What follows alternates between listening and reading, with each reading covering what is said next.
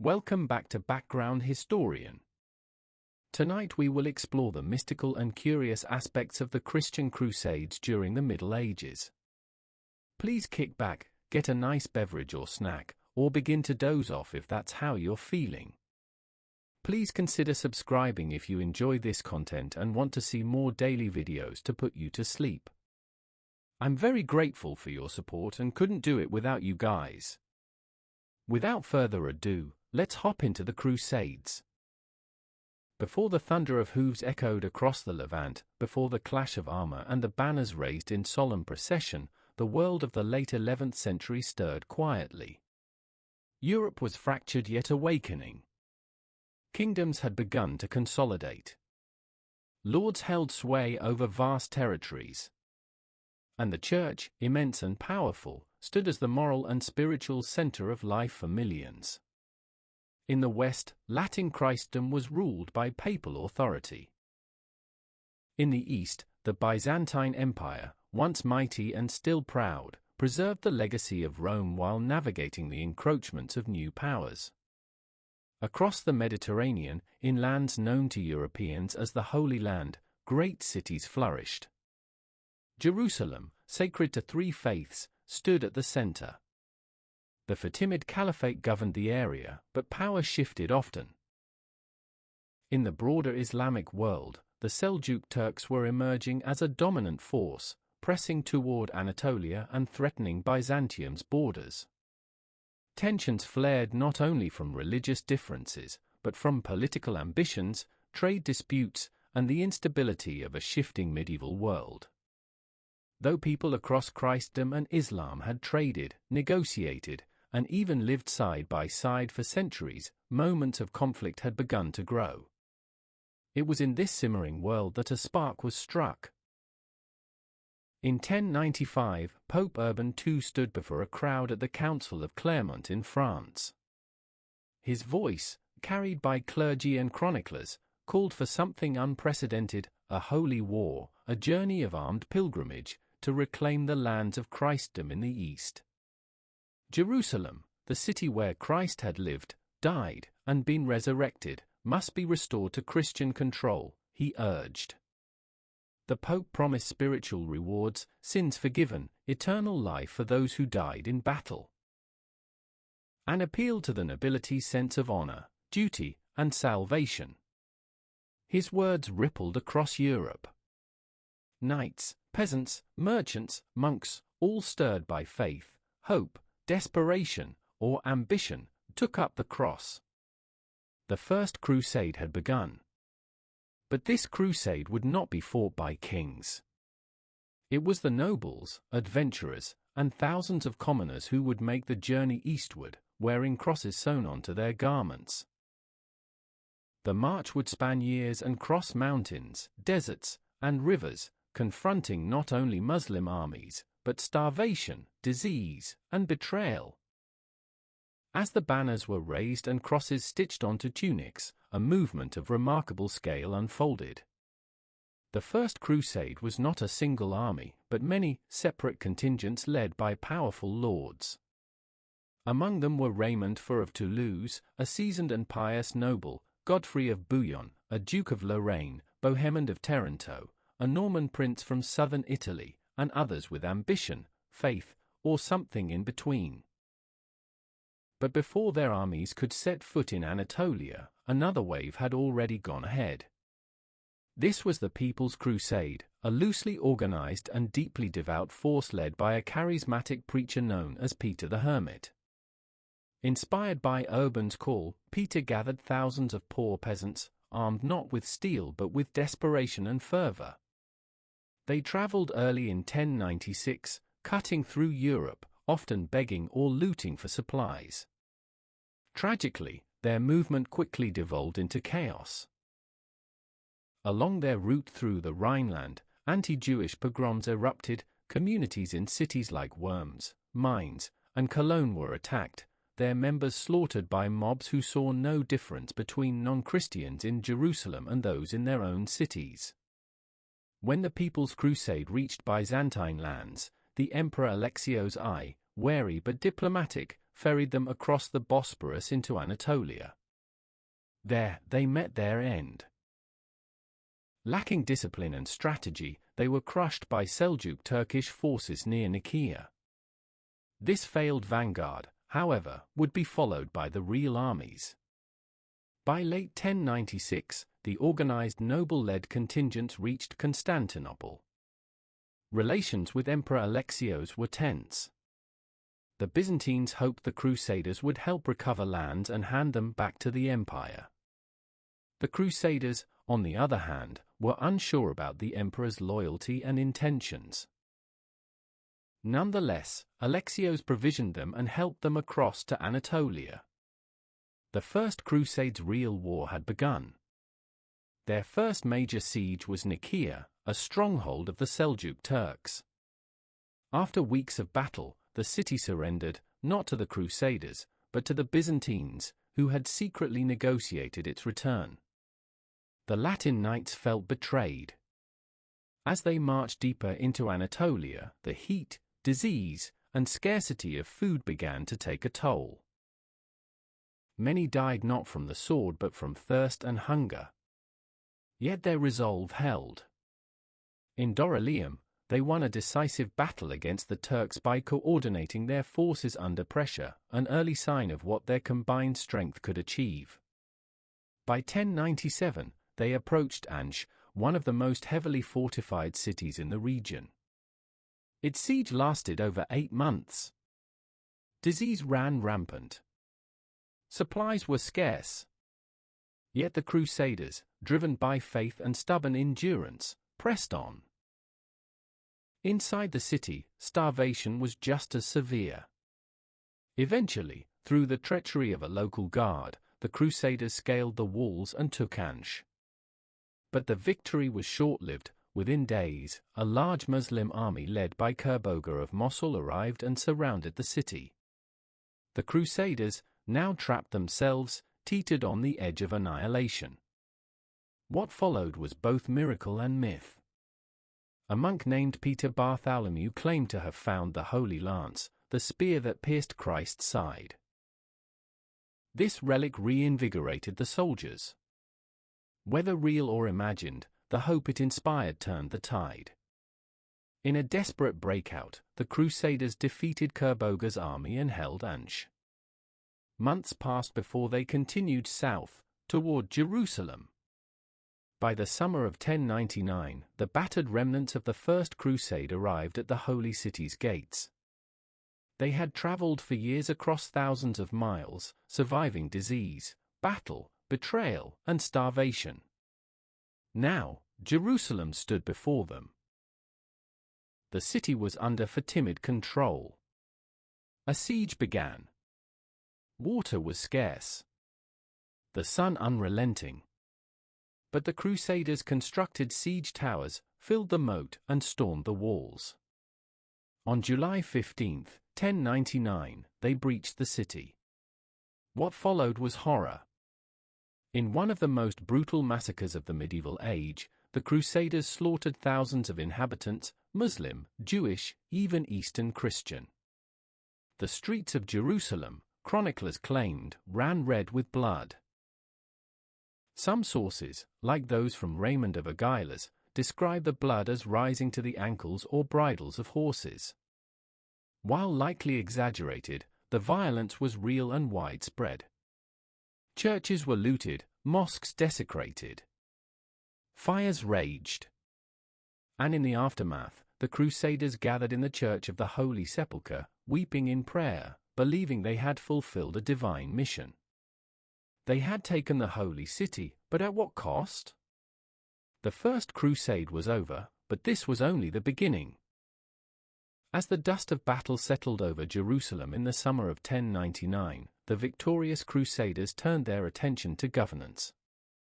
With the city and surrounding lands under their control, the need for political order was immediate. From the ashes of war, for Crusader states emerged, territories carved from lands formerly under Muslim or Byzantine control.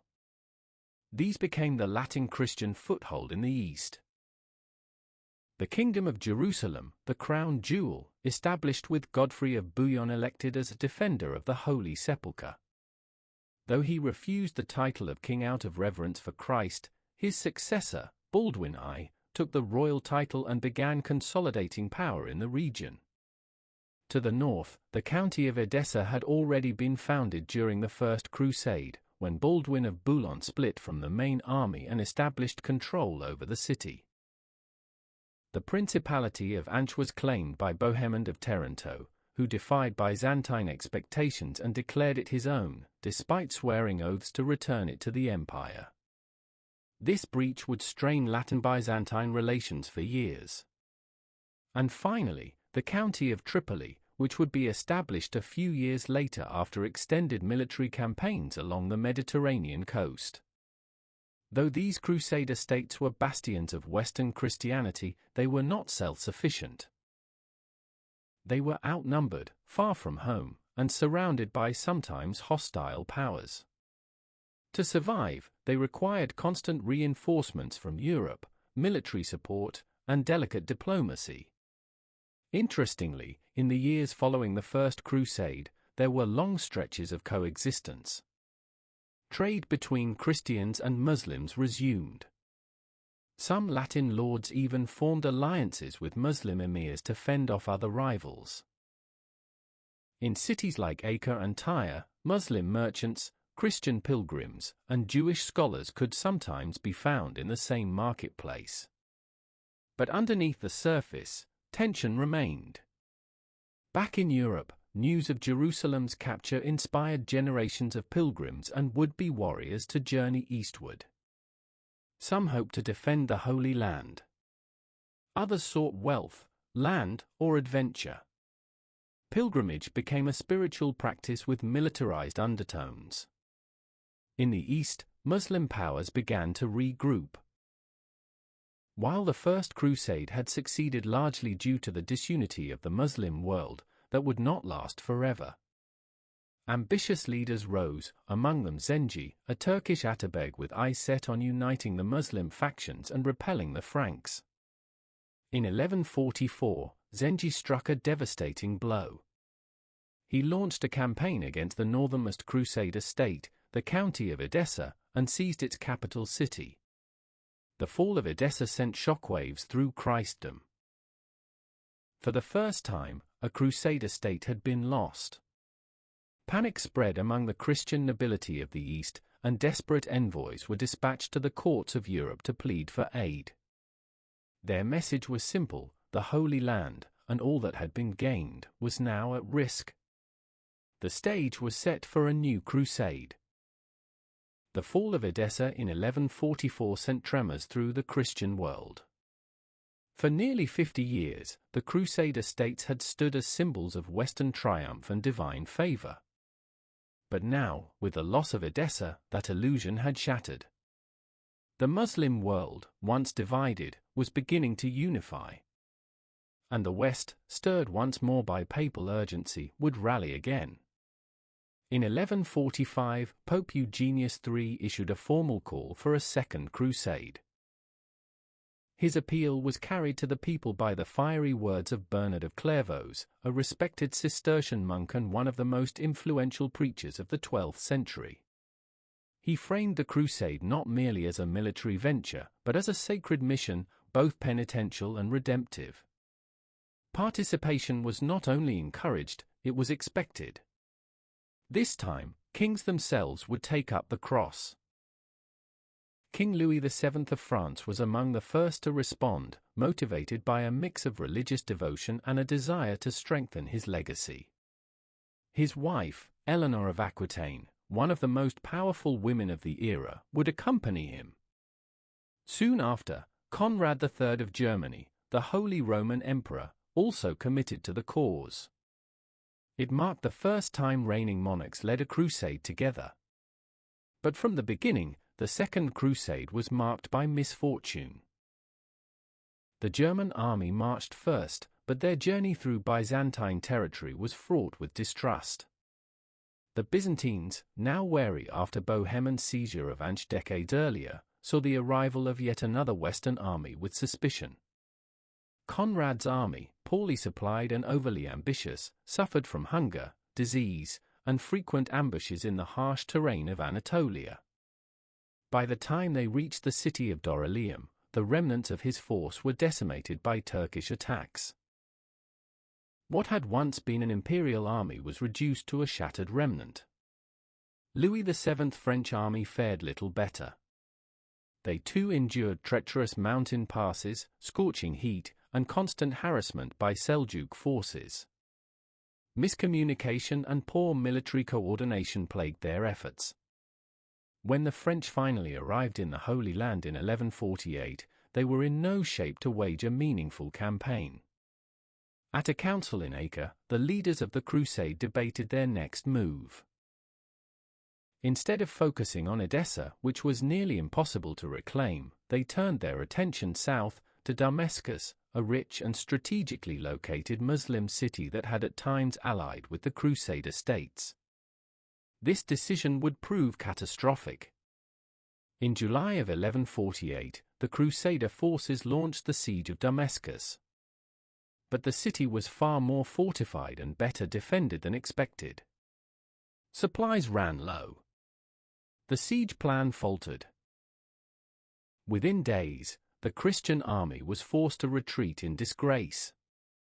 The failure of the Second Crusade was profound. It demoralized both the soldiers and their supporters in Europe. Many began to question whether these expeditions were truly divinely ordained or simply the product of political arrogance and human folly. But while the West reeled in disappointment, a new figure was rising in the East, one who would change the course of history. After Zengiz's death in 1146, his son Nur ad-Din inherited control of Aleppo and later Damascus. A capable and devout ruler, Nur ad-Din sought not only to expand his territory but to instill a sense of Islamic unity and religious reform. He promoted scholarship, built mosques, and emphasized justice and piety in governance. Unlike many of his predecessors, Nur ad-Din saw the war against the Crusaders not simply as a political matter, but as a religious duty. He framed it as jihad, a collective struggle to defend and restore Islamic lands from foreign invaders. Under his leadership, the Muslim world began to shift from fragmented principalities toward a more cohesive resistance. And from Nur ad-Din's court would emerge his most famous general, the man who would become the Crusaders' greatest rival, Salah ad-Din Yusuf ibn Ayyub, known in the West as Saladin. Saladin was born in 1137 or 1138, in Tikrit, in what is now Iraq.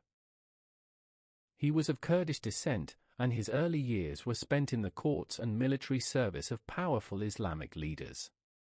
As a young man, he served under his uncle, Shirkuh, a general in the service of Nur ad-Din. Together, they were dispatched to Egypt, a land ruled by the weakening Fatimid Caliphate, which had grown vulnerable and was caught between internal strife and external threats.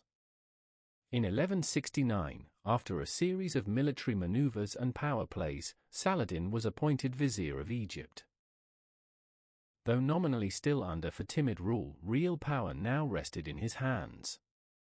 When the Fatimid Caliph died in 1171, Saladin abolished the Fatimid dynasty and restored Egypt's allegiance to the Abbasid Caliphate, aligning it with Nur ad-Din's realm in Syria. Now controlling both Egypt and large parts of Syria, Saladin became the most powerful Muslim leader in the region. After Nur ad-Din's death in 1174, Saladin moved swiftly to consolidate his rule. Within a few years, he united Egypt, Syria, and parts of Mesopotamia under his banner. Yet despite his growing power, Saladin was cautious and deliberate. He respected truces and avoided rash military engagements with the Crusader states. But his ultimate goal was always clear: the recapture of Jerusalem. The moment would soon come. By the early 1180s, the Crusader states, especially the Kingdom of Jerusalem, stood on uncertain ground. Though they still held key territories and coastal fortresses, their leadership had grown fractured. Years of internal power struggles, fragile truces, and opportunistic raids had left the Christian presence in the Holy Land more vulnerable than ever. In stark contrast, Saladin had grown into a towering figure. His empire spanned Egypt, Syria, northern Mesopotamia, and parts of Arabia. And with his authority largely secure, he began preparing for the one campaign that would define his legacy, the reconquest of Jerusalem. But Saladin was patient. He did not rush to war. He signed truces when convenient and watched as the Crusader kingdom stumbled into disunity. It was during this time that a particularly rash and provocative figure emerged, Reynold of Chatillon, a Crusader lord infamous for his cruelty and ambition. Reynold broke multiple truces, attacking Muslim caravans, even those containing pilgrims. At one point, he threatened to march on Mecca and Medina. His recklessness finally gave Saladin the justification he needed. In 1187, Saladin mobilized one of the largest Muslim armies the region had seen in over a century. His strategy was deliberate: draw the Crusaders into the open, cut off their access to water, and then crush them. The decisive confrontation occurred in July of 1187, at a place called the Horns of Hattin, west of the Sea of Galilee. The Crusader army, led by Guy of Lusignan, king of Jerusalem, fell into Saladin's trap. Leaving the safety of their strongholds to confront Saladin in open desert terrain, they quickly found themselves without water. Under the searing summer sun, exhaustion and desperation set in. Saladin's forces surrounded the Crusaders, set brushfires to choke them with smoke, and launched a withering assault. The battle was a slaughter. Thousands of knights and foot soldiers were killed or captured. Among the prisoners were Guy of Lusignan and Reynold of Chatillon. Saladin spared the king, but not Reynold. In a dramatic and symbolic act of justice, Saladin personally executed Reynold for his repeated violations of peace and his attacks on Muslim pilgrims. With the Crusader army destroyed, the road to Jerusalem lay open. News of the disaster at Hattin sent panic through the remaining Crusader fortresses. One by one, cities and castles surrendered to Saladin's advancing forces. By the autumn of 1187, he reached Jerusalem. Inside the city, defenses were weak. The commander was Balian of Ibelin, a noble who had initially left the city under safe passage but returned to help defend it. Though heavily outnumbered, Balian prepared a last stand. But Saladin, ever pragmatic and mindful of bloodshed, offered terms. After brief resistance, Balian negotiated a peaceful surrender. Unlike the First Crusade's brutal conquest nearly 90 years earlier, Saladin permitted a controlled evacuation of Christians from the city. Those who could pay a ransom were allowed to leave, many who could not were enslaved, though accounts suggest Saladin personally ransomed many of the poor out of mercy. On October 2, 1187, Jerusalem fell. For the first time since 1099, it was again under Muslim control. Saladin ordered that the crosses atop churches be removed and replaced with the crescent. Yet, unlike the conquest of 1099, no wholesale massacre took place. The Church of the Holy Sepulchre was respected. Christian holy sites were not destroyed.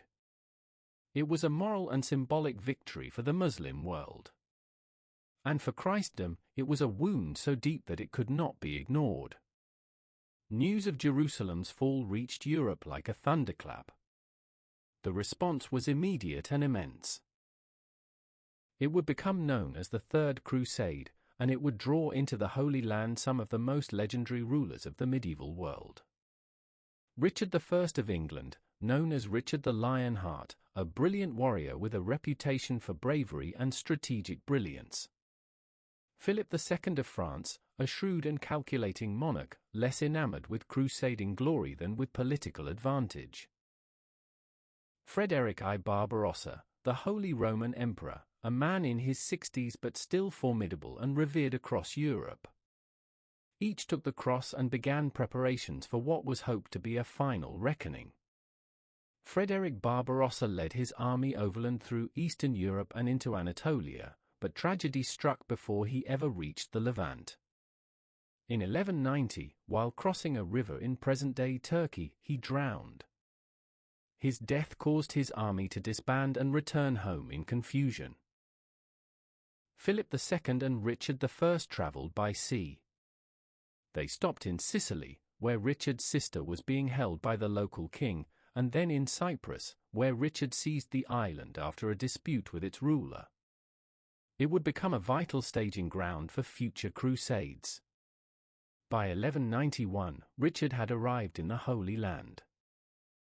When Richard the Lionheart arrived in the Holy Land in 1191, he brought with him more than soldiers, he brought reputation. Tales of his valor, his military genius, and his fearlessness had preceded him. In Europe, he was already a legend.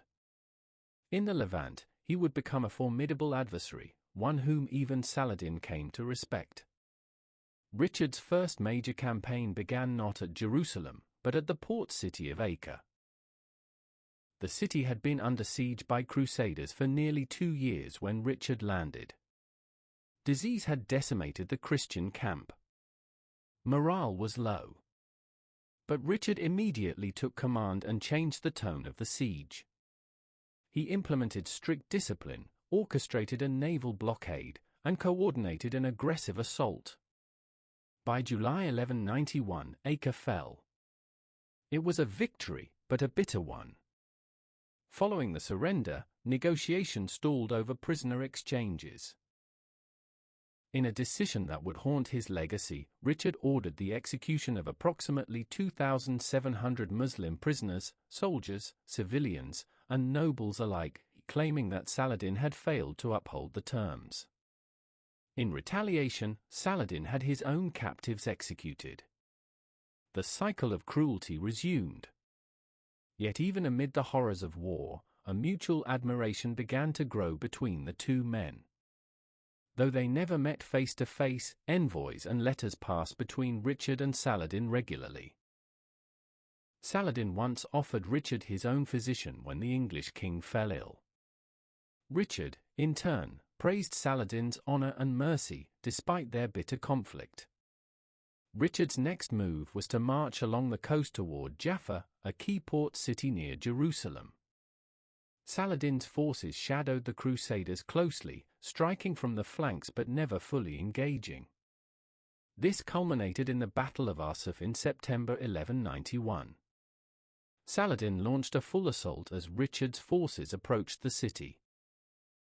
The Muslim cavalry struck repeatedly, hoping to splinter the Christian columns. Richard held firm, commanding discipline even as the rearguard began to falter. When the time was right, Richard gave the signal. The Templars led a thunderous countercharge. His knights surged forward in waves, scattering Saladin's forces. The Crusaders won the day, but not without cost. Saladin regrouped quickly, retreating in order. His army remained largely intact, and Jerusalem, still heavily defended, loomed just ahead. After the victory at Arsuf, Richard marched to Ascalon, repairing fortifications along the way. His next move seemed inevitable, reclaiming Jerusalem. Yet here, the situation grew complex. Richard's military advisors urged caution. The winter rains were approaching. Jerusalem was strongly fortified and lay deep within Saladin's territory. If the Crusaders took the city, they might not hold it. Saladin could easily cut off supply lines and besiege them in return. Richard wavered. He advanced within sight of Jerusalem, just 12 miles from its walls, but ultimately withdrew. To some, this was cowardice. To others, it was a masterstroke of realism. The campaign shifted from open war to diplomacy.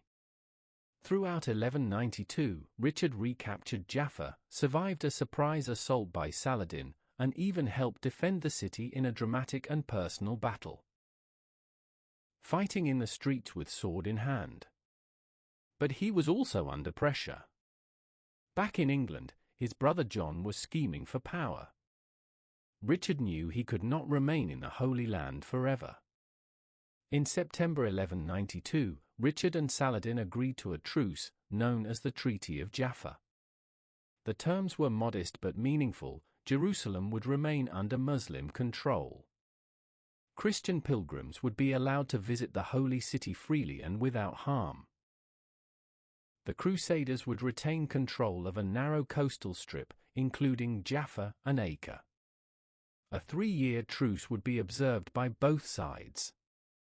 Neither side achieved complete victory, but both had preserved honor. Richard had reclaimed vital territory and secured safe passage for pilgrims. Saladin had held Jerusalem without conceding too much to the west.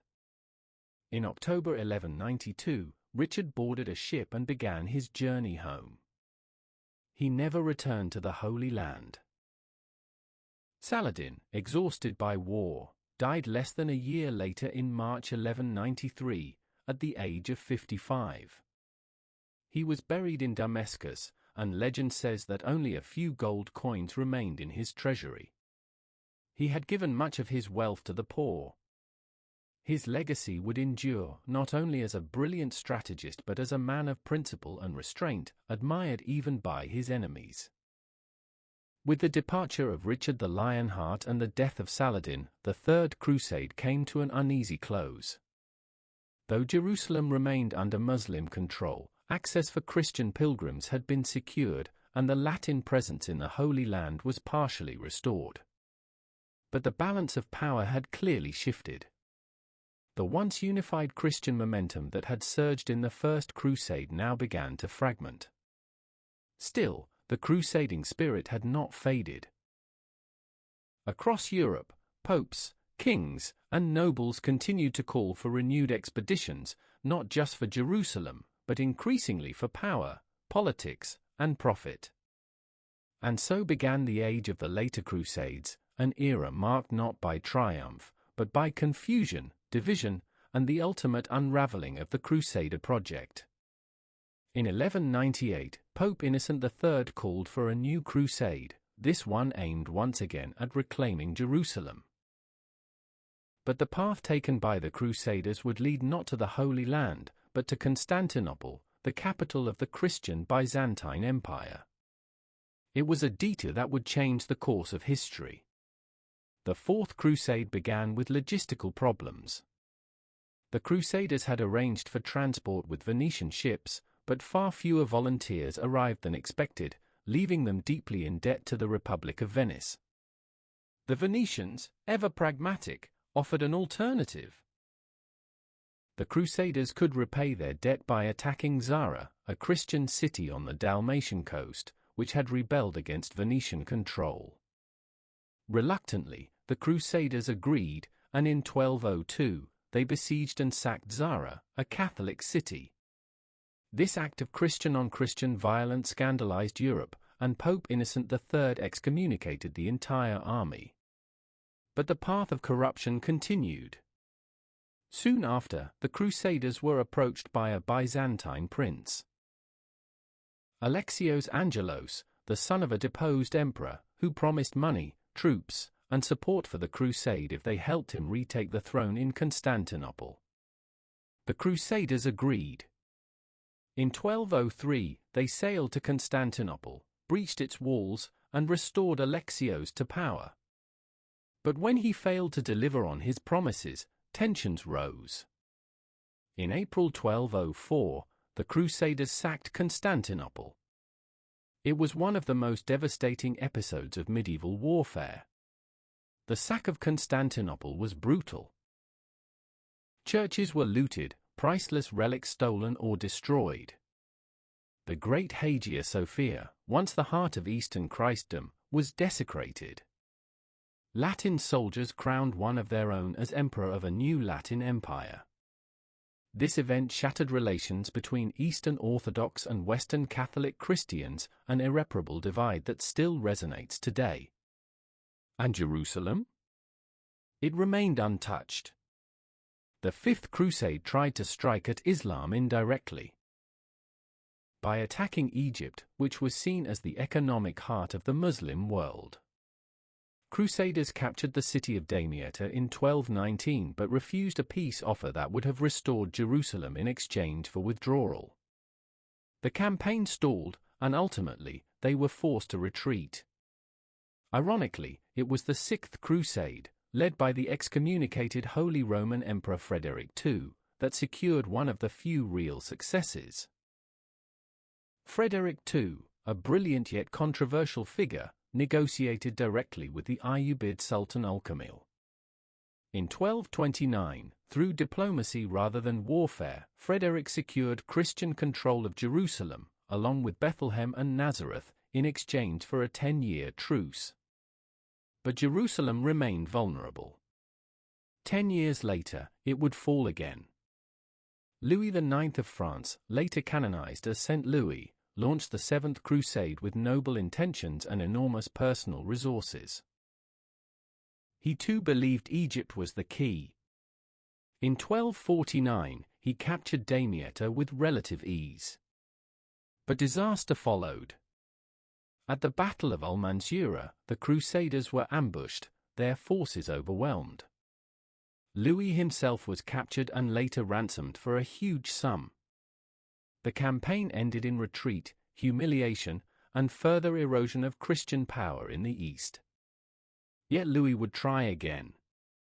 Undeterred by past failure, Louis IX launched the Eighth Crusade in 1270. But rather than strike the Holy Land, he landed in Tunis, hoping to forge alliances and convert the local ruler. He never saw battle.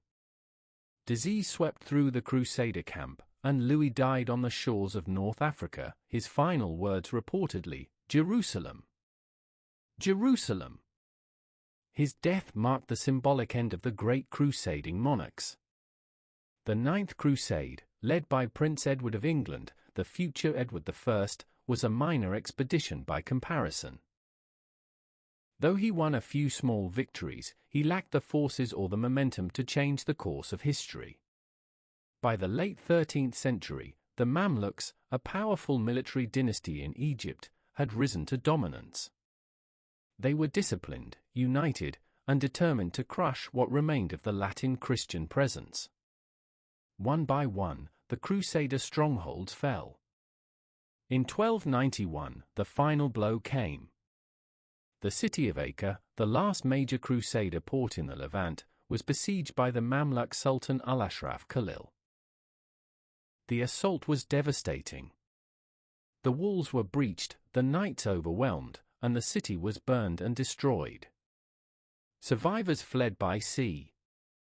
With the fall of Acre, the Crusader states were gone. Nearly 200 years after Pope Urban II had called for the First Crusade, the dream of a permanent Latin Christian kingdom in the Holy Land had come to an end. When the last Crusader ship departed the burning port of Acre in 1291, the age of Crusades in the Holy Land came to a close.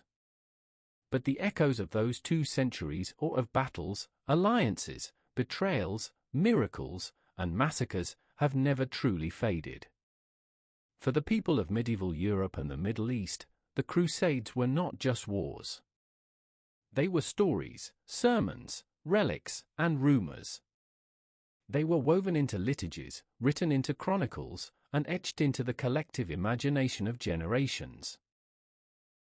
And today, the legacy of the Crusades is still alive, shaped by politics, by faith, by memory, and by myth. The Crusades began as a call to protect Christian pilgrims and reclaim holy lands, but they reshaped Europe in countless ways. The movement mobilized vast populations, requiring unprecedented levels of coordination, taxation, and communication. It gave rise to military orders like the Knights Templar, Hospitallers, and Teutonic Knights, which evolved into powerful transnational institutions blending faith and warfare. Crusading also influenced European identity.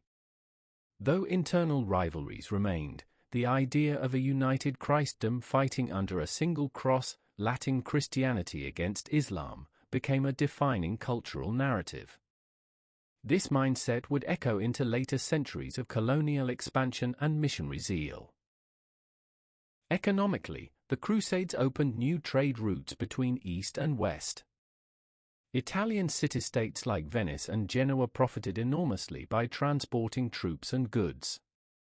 Spices, silks, and innovations traveled back with returning crusaders. Ideas moved as well. Advancements in medicine, architecture, mathematics, and philosophy enriched European societies. But the Crusades also sowed division. Trust between Eastern Orthodox and Western Catholic Christians was shattered by the sack of Constantinople in 1204. The Greek-speaking world never forgot this betrayal. Even today, the Fourth Crusade is remembered in Eastern Christianity not as an act of liberation, but as one of devastating violence and opportunism. For the Islamic world, the Crusades were initially viewed as little more than another foreign incursion. Muslim chroniclers often described the Franks as crude and violent, but also brave and tenacious. Over time, however, as leaders like Nur ad-Din, Saladin, and the Mamluks emerged, the narrative shifted from scattered resistance to righteous defense. The idea of jihad as a counter-crusade grew in prominence, less as a purely religious call to arms, and more as a political rallying cry to unify disparate empires and dynasties against a common foe. The image of Saladin became central to this memory, a leader who balanced military brilliance with mercy and devotion. Even centuries later, in times of colonialism and modern conflict, the memory of the Crusades has been re-invoked. Some Islamic voices today still refer to Western military intervention in the Middle East as a kind of modern crusade, reflecting how deeply embedded these medieval wars are in collective consciousness. Within the Christian world, the Crusades were long held as noble if tragic ventures. Medieval Europe viewed the Crusader as a pilgrim knight, a man who risked everything for faith and salvation. Churches and cathedrals throughout Europe still bear carvings of crosses, knights, and sacred relics said to have returned from Jerusalem. Some of the most enduring stories from this era are as much legend as fact. The Holy Lance at Anche, the loss of the True Cross at Hattin, the bravery of Richard the Lionheart, the martyrdom of Louis IX, the cunning of Bohemond, the tears shed at the Holy Sepulchre. In modern centuries, the narrative has evolved. Enlightenment thinkers criticized the Crusades as episodes of fanaticism and folly. Later, in the 19th and early 20th centuries, Romantic literature and nationalism revived the image of the noble crusader, sometimes twisting it to suit colonial agendas. Even today, the word crusade is used in many Western contexts to describe passionate efforts, campaigns, or movements, but often without recognition of the historical weight the term still carries in the Islamic world. Perhaps the most enduring legacy of the Crusades is the conversation they force between violence and faith. How could deeply religious men and women engage in campaigns that led to massacres, looting, and conquest? How could cities like Jerusalem, sacred to so many, become battlegrounds for so much bloodshed? There are no easy answers. For medieval people, the lines between religion, politics, and survival were not clean. Faith justified war, but war also shaped faith. Pilgrimage and conquest were entwined. Martyrdom was sought, and vengeance seen as divine justice. But even then, some voices called for peace. Some knights refused to kill innocents. Some monks and priests begged for mercy on behalf of others. The Crusades were not monolithic in motive or morality, they were as complex, contradictory, and human as the people who lived them. 200 years of Crusades did not achieve their original goal. Jerusalem changed hands multiple times, but no permanent Latin kingdom endured. Thousands died, empires rose and fell, cities were built and destroyed. But the world that emerged afterward was not the same. The Crusades accelerated cultural exchange, reshaped borders, shifted world views, and carved deep marks into the memory of civilizations. They gave rise to enduring legends and lasting grievances. And even today, centuries later, we still wrestle with their meanings. In the end, the Crusades remind us of the deep human longing for meaning, justice, and belonging. But they also warn us of what can happen when that longing is mixed with power, fear, and absolute conviction. History, like faith, is never simple. And so we close this long story, not with answers, but with understanding. Phew, that was a lot. Now, let's dive into some fun facts surrounding the period of the Christian Crusades. Part 1: Unlikely Facts from the Dawn of the Crusades. 1. The first Crusaders didn't all know where Jerusalem was. When Pope Urban II called the First Crusade in 1095, many of the people who responded had never seen a map. Some thought Jerusalem was just a few towns over. Entire groups set out in the wrong direction or ended up in completely different regions. 2. A goose led one band of crusaders. During the People's Crusade, a group of unarmed pilgrims believed that a goose possessed by the Holy Spirit would lead them to Jerusalem. They followed it. It did not go well. 3. The First Crusade wasn't led by kings. You might assume kings led the first effort, but it was actually lords and dukes, men like Godfrey of Bouillon and Raymond of Toulouse. The monarch stayed home. The First Crusade was grassroots, chaotic, and often completely uncoordinated. 4. Peter the Hermit was a real person, and wildly popular. This barefoot preacher rallied thousands with fiery sermons and a donkey. His fame was such that people treated him as a holy man. But he had no military training, and his followers were tragically unprepared for the journey east. 5. The Crusaders wore their intentions on their sleeves, literally. Taking the cross meant sewing a literal cloth cross to your clothing, often on your chest or shoulder. This is where the term crusader comes from, cruces ignatus, or one signed with the cross. 6. The first major crusade army was defeated before it got to the Holy Land. The People's Crusade was wiped out in Anatolia by Turkish forces. Only a handful survived. The real, organized First Crusade had not even arrived yet. 7. One of the first Crusader victories was caused by a flood. During the Siege of Nicaea in 1097, Turkish forces fled in confusion after a nearby river overflowed.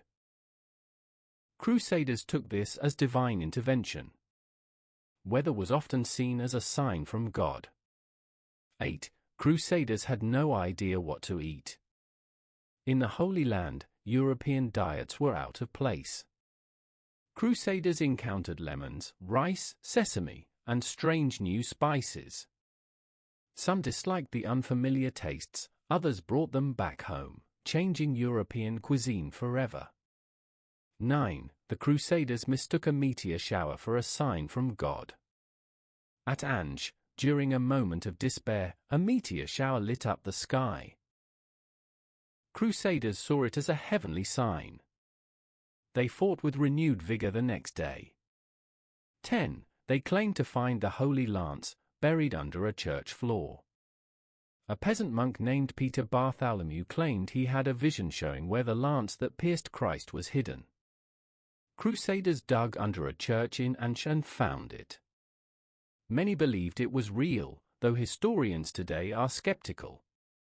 11. Crusader armor was often boiling hot.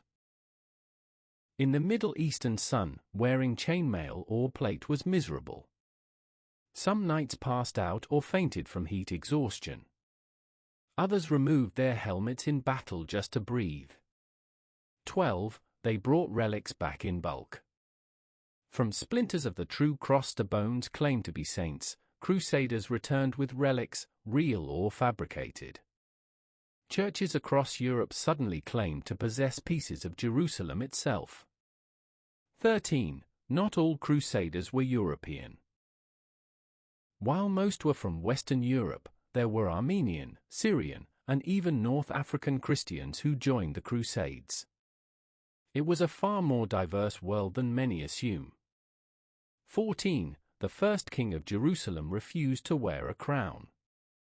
Godfrey of Bouillon refused to be crowned king in the city where Christ wore a crown of thorns. Instead, he became the defender of the Holy Sepulchre. 15. Siege engines were built on the spot. Crusaders often had to build their siege towers and catapults from scratch, sometimes using entire groves of local trees. The construction itself could take weeks. Part 2. Royal Rivalries and Legendary Encounters 1. The Second Crusade featured a royal power couple. King Louis VII of France brought his wife, the famous Eleanor of Aquitaine, on crusade. Their marriage soured during the campaign, and they would later divorce. Eleanor then married Henry II of England, becoming the mother of both Richard the Lionheart and King John of Robin Hood fame. 2. A German Crusader army was defeated by bad maps and worse terrain. The German Emperor Conrad III led his army through Anatolia with little knowledge of the region. They were ambushed repeatedly, often while lost. It turns out medieval Google Maps was just guessing which direction to walk. 3. King Louis bathed in the Jordan River in full robes. As part of a spiritual ritual, Louis VII bathed in the Jordan River, dressed in fine white robes, only to be nearly swept away by the current. His guards had to rescue him. 4. Saladin sent ice to Richard the Lionheart. In the blistering Levant heat, Saladin had snow and ice delivered from the mountains to Richard, who had fallen ill. The two never met in person, but often exchanged gifts, doctors, and even horses. 5. Richard the Lionheart offered to marry his sister to Saladin's brother. In a bizarre diplomatic attempt to unite the Crusaders and Muslims, Richard proposed marrying his sister Joan to Al-Adil, Saladin's brother.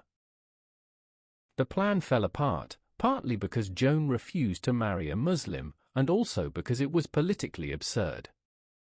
6. The Third Crusade had a pirate side quest. On his way to the Holy Land, Richard stopped in Cyprus. After being disrespected by the local ruler, he invaded the island, took it by force, and added it to the Crusader network. He basically became a Mediterranean pirate king for a while. 7. Richard fought at Jaffa in his bare feet. In one of his most daring exploits, Richard fought off a surprise attack at Jaffa with only a handful of men. According to some reports, he didn't even have time to put on his chainmail or boots. 8. Saladin once paid Crusaders ransoms himself. After recapturing Jerusalem, Saladin allowed many Christians to leave the city if they could pay a ransom. When many couldn't afford it, he paid out of his own treasury to release them. 9. Crusaders used mirrors to signal ships.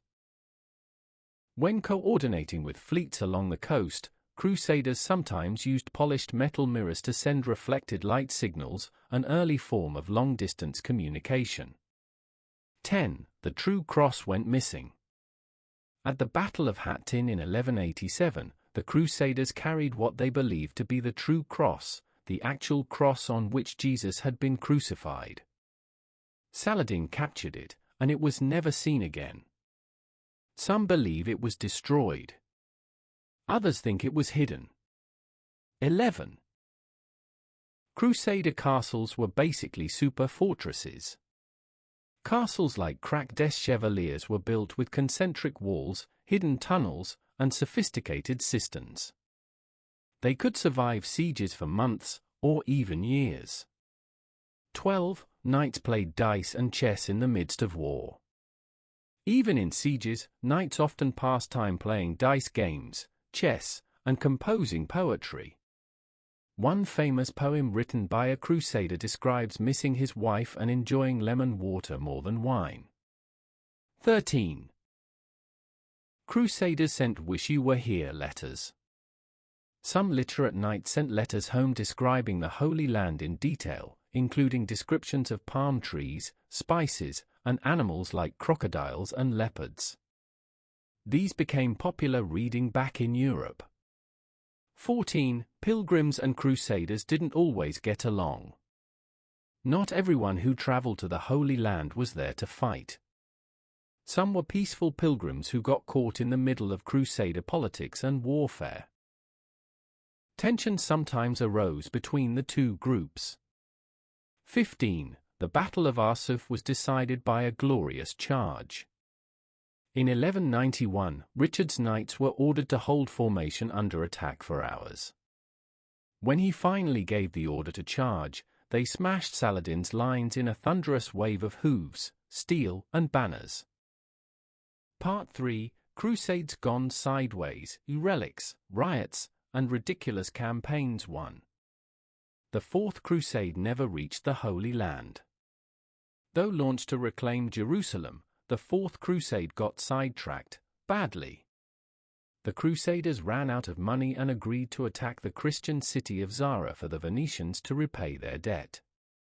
Then they sacked Constantinople, the Byzantine capital. They never even made it to Jerusalem. 2. Crusaders looted churches and claimed it was holy work. In Constantinople, Crusaders looted priceless relics and gold from Orthodox churches. One reportedly put a prostitute on the Patriarch's throne, a moment many historians cite as the lowest point in Christian-Christian relations. 3. The horses rode down the nave. During the sacking of Constantinople, Crusaders stabled horses in Hagia Sophia, one of the most sacred churches in Eastern Christianity. Imagine bringing a muddy warhorse into a cathedral. The symbolism wasn't lost on anyone. 4. Venice came out richer than anyone. The Republic of Venice helped plan the Fourth Crusade, transported the army, and walked away with trade privileges, islands, and relics, becoming one of the most powerful commercial powers in Europe. 5. The Children's Crusade probably didn't happen the way you think. In 1212, thousands of poor children and adolescents in France and Germany reportedly set out for the Holy Land, believing their purity would convert Muslims peacefully. Some were sold into slavery. Others died en route. The actual story is tangled in legend, confusion, and later exaggeration, but some form of the event likely happened. 6. Crusaders carried relics into battle. Knights carried pieces of saints' bones, splinters of the true cross, and even hairs from the Virgin Mary's veil. One group claimed their relic glowed in the dark during night marches. 7. King Louis IX brought a crown of thorns, or so he thought. The pious French king purchased what he believed to be Christ's crown of thorns for an astronomical sum and housed it in a specially built church, Saint Chapel in Paris. Whether it was authentic remains debatable. 8. Crusaders thought Mongols might help them. In the 13th century, some Europeans sent letters to the Mongol Empire, hoping they'd ally against Muslim powers. Instead, the Mongols invaded both Christian and Muslim lands without much preference. 9. Some crusades were against other Christians. Besides Constantinople, there were campaigns in Europe against Christian heretics, like the Albigensian Crusade in southern France. Whole towns were destroyed. One abbot allegedly said, "Kill them all, God will know his own." 10. Crusader armor was sometimes painted with lions, crosses, or dragons. In later crusades, some knights personalized their armor with symbols, animals, and family coats of arms, turning battlefields into a kind of medieval fashion parade. 11. Saint Louis died in Tunisia. Chasing a bad idea, Louis IX led 2 crusades. On his second, he landed in Tunisia, hoping to convert the Sultan.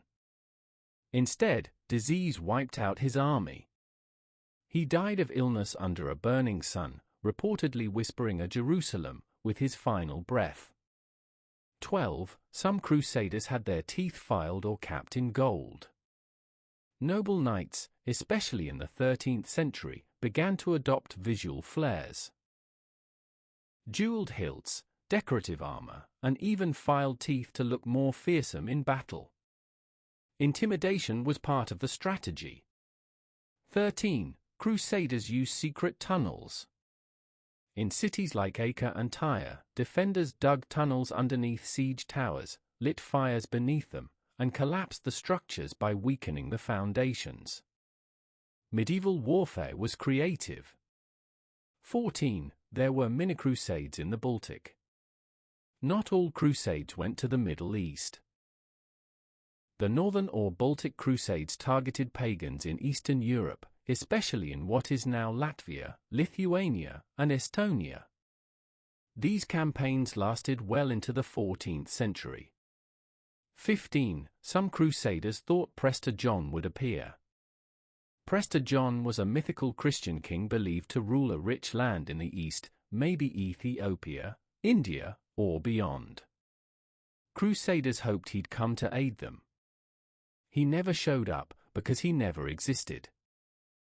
Part for Life in the Crusader States, Culture, Cuisine, and Crossroads 1. Crusader cities were surprisingly cosmopolitan. Cities like Acre, Tyre, and Jerusalem were melting pots.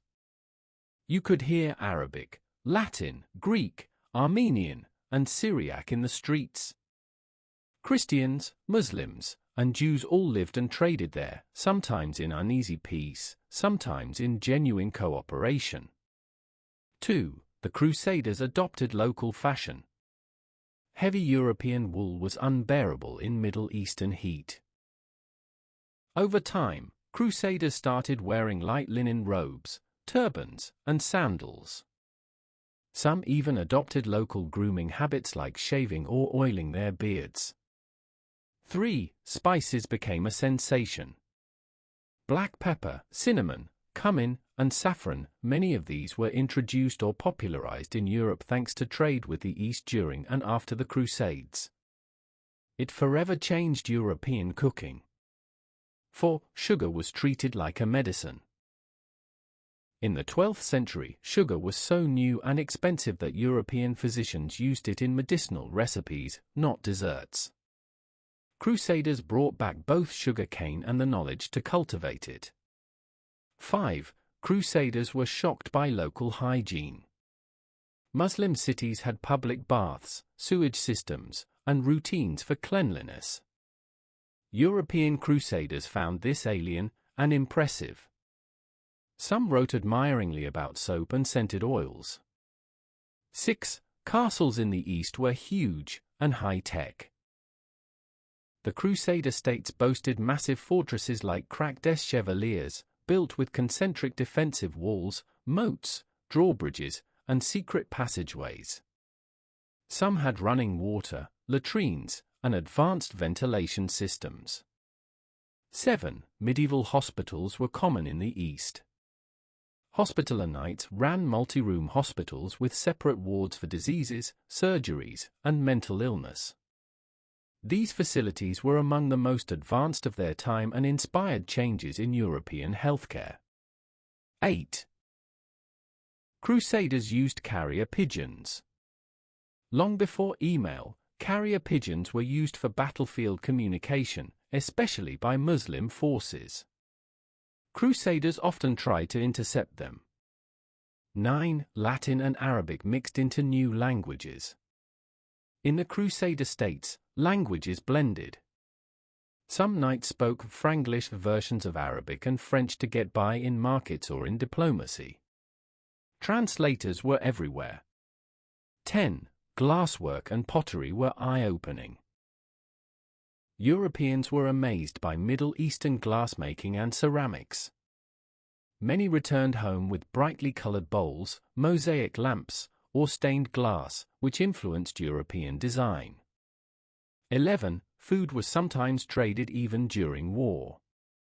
Despite being enemies, there were truces where Christian and Muslim forces exchanged food, wine, and even jokes. One siege record shows Saladin sent fresh fruit and snow to crusaders suffering in the heat. 12. Some crusaders stayed and married locals. Not all crusaders returned home. Many married local Christians, especially Armenians and Greeks, and started families in the Levant. These settlers created a hybrid cultural class, often bilingual and more tolerant than their original counterparts. 13. Cats and falcons were popular pets. Both Muslims and Christians in the East shared a love for cats, seen as clean and wise, and falcons, used in hunting. Falcons were prized diplomatic gifts. 14. Some crusaders tried to learn Arabic, with mixed results. A few Westerners learned Arabic to negotiate or study Islamic texts. But medieval Latin grammar didn't mesh well with Arabic, and many produced hilariously garbled phrases that scholars still puzzle over. 15. Graffiti in Crusader castles still exists. Inside castle chapels and towers, carved Latin prayers, coat of arms doodles, and cross symbols can still be seen today, silent, scratched in echoes of long-departed knights. Part 5, Legends, Language, and the Lasting Echoes of the Crusades. 1. The Crusades inspired knightly legends for centuries.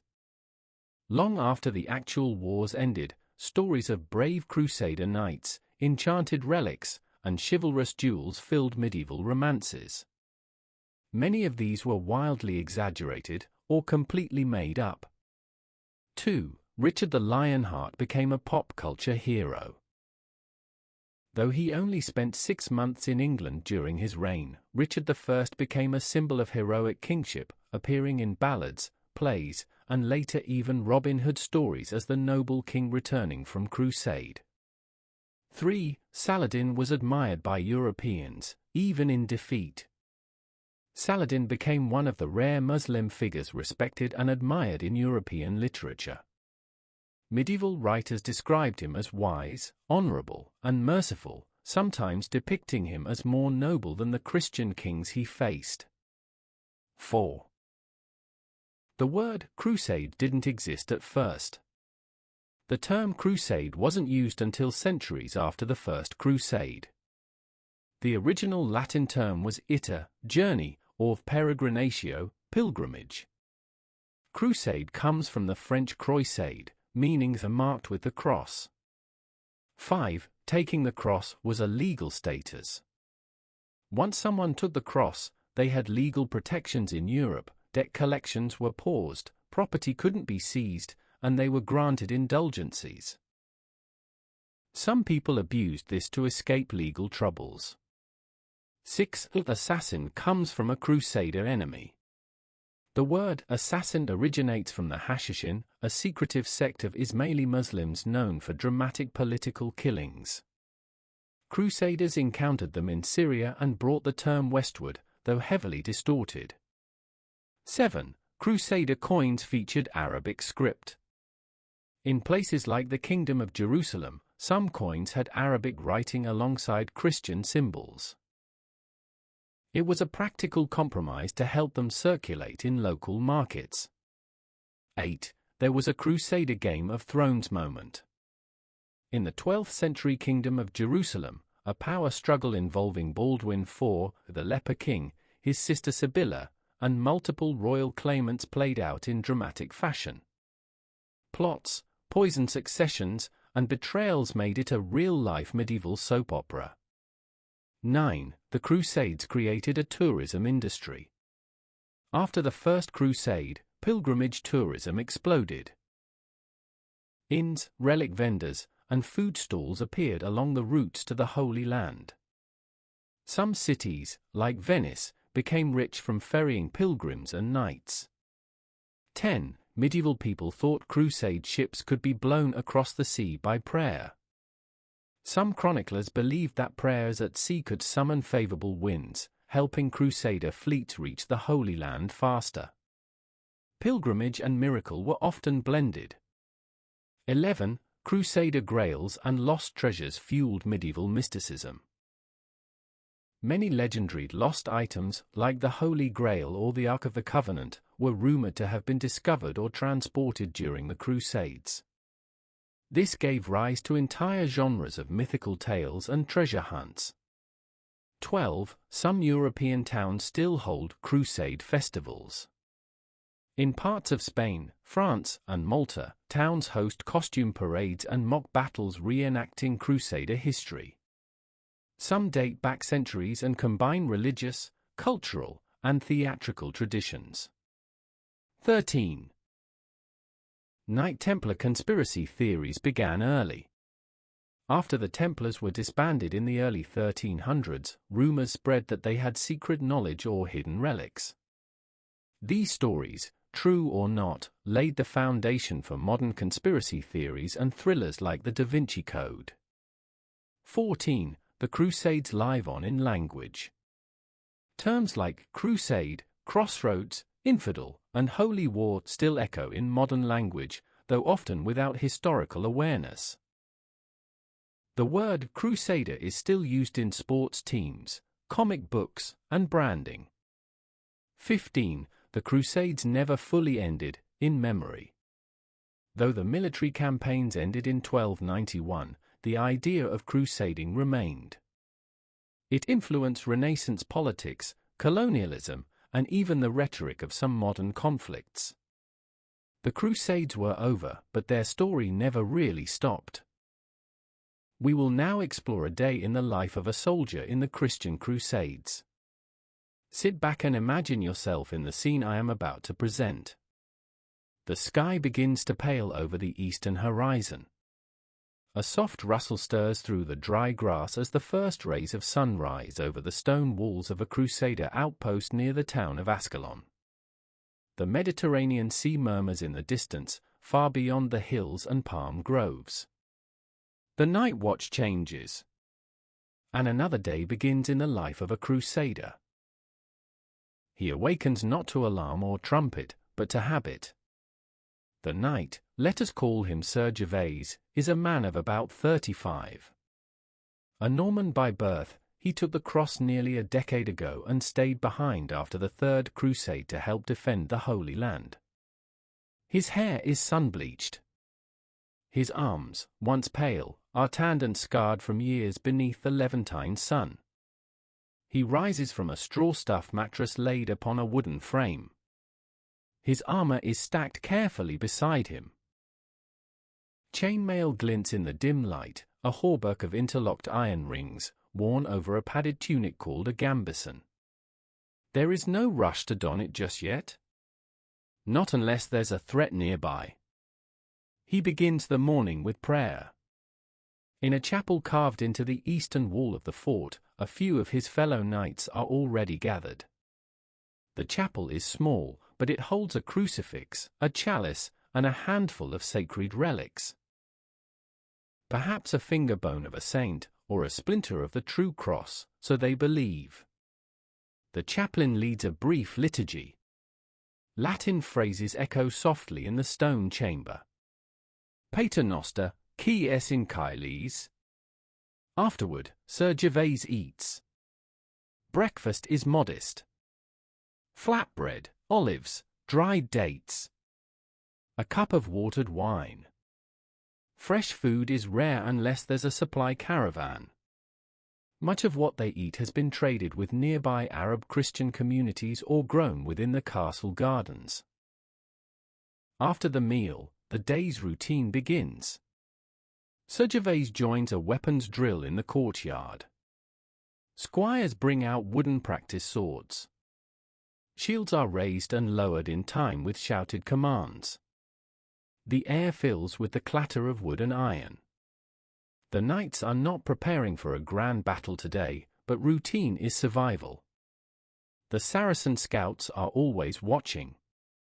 Raids can strike at any moment. Outside the walls, a caravan of pilgrims arrives, dusty and exhausted. Some have walked for weeks from Acre or Jaffa. Many are sick or sunburned. The knight's job isn't just to fight, it's to protect. They escort the pilgrims inside, offer water and shade, and warn them of the dangers on the roads. Later, Sir Gervais oversees repairs to the castle defences. The stone wall bears the scars of older sieges, cracks from trebuchet shots, scorch marks from fire arrows. A mason team of local laborious, Christian Arabs and Syriac craftsmen work under his direction. Language is no barrier, hand signals and patients have created their own dialect. Around midday, the heat becomes oppressive. The chainmail is too hot to wear. Patrols pause. In the shade of a palm, Sir Gervais naps lightly, a habit learned from years of heat and hardship. His horse rests nearby, an aging destrier brought from Europe, now accustomed to the stony hills and hot winds of Palestine. By late afternoon, a message arrives, a rider bearing news from a nearby fortress. There are rumors of a Muslim force massing near the Jordan River. Nothing confirmed. But the knights must be ready. Sir Gervais meets with the commander of the garrison, and a decision is made to double the evening watch. The possibility of skirmish is always close. In the evening, Sir Gervais trains his squire, a teenager from the Rhineland who barely speaks French. The boy struggles with his sword stance. Gervais corrects him with gentle patience. Many squires die before they are knighted. Many knights die before their squires are trained. The sun sets red over the hills. The air cools, just barely. A breeze from the sea carries the scent of myrrh and distant campfires. The men gather again in the chapel. Another prayer is said. Another day ends. Before bed, Sir Gervais walks the parapets, scanning the hills for distant movement. He thinks of home, a village in Normandy he has not seen in over 10 years. His parents are likely gone. His younger brother inherited the family land. But this land, now, feels like his own. He doesn't know whether the next day will bring peace or blood. He doesn't know if the walls will hold, or if his bones will rest beneath them. But tonight, he lays down in his small cell. He crosses himself. He listens to the wind. And he sleeps in his mail, just in case.